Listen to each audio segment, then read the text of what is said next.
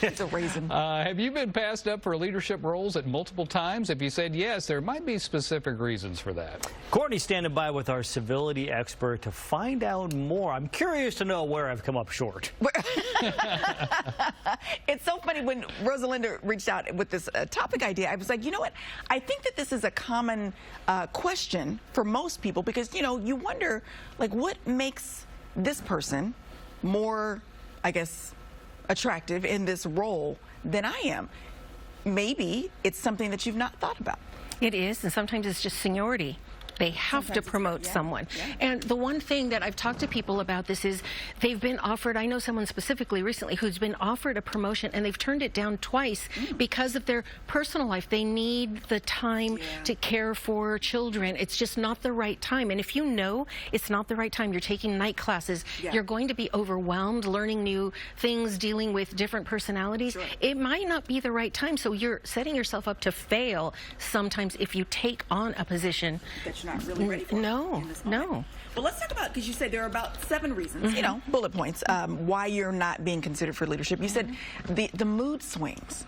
Yes, and so many people, we all have moods, you know, and sometimes our coworkers get to know, I'm like, oh, okay, wait till she has her coffee or whatever it is. But if it's an unpredictable mood, that's what makes it really tough. And your staff members won't know when to approach you. If they should approach you today about a raise, well, maybe they should have waited till tomorrow because you'll be in a good mood, you know. That, the unpredictability.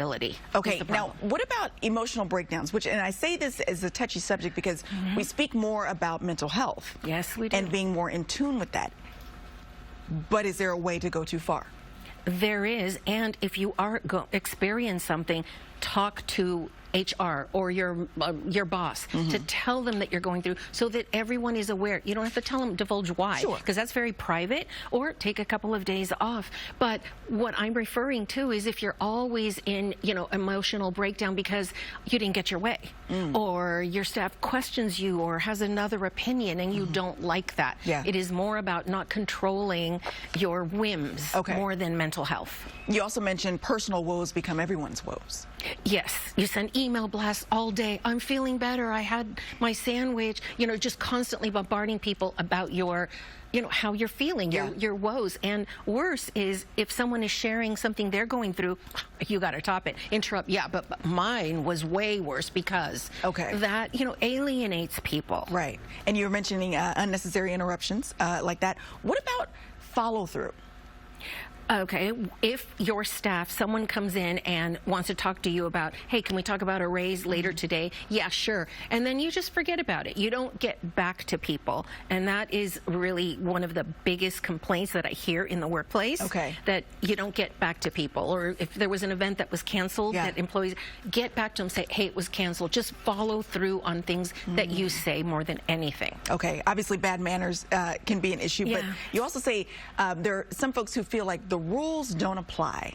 Oh, yeah. Well, you know, when you get up to a leadership certain position, there are little perks, of course. Your staff doesn't know that maybe you put in 8 hours on Saturday and that's why you're leaving a half day early on Wednesday. So be mindful of that from the staff's perspective. But if you're always taking lunch, you're coming in whenever you want and not being present for your staff, or you're always getting a new chair every other month, you know, upgrading, that could look... People notice that. Very much so. Very key things to keep in mind, but those leadership positions are out there for you. You just got to be prepared for them. And speak up when it's your time. If you want it. Absolutely. We're going to link all the details for Rosalinda to our website, gooddaysacramento.com, under show info and today's date, the author of Don't Burp in the Boardroom.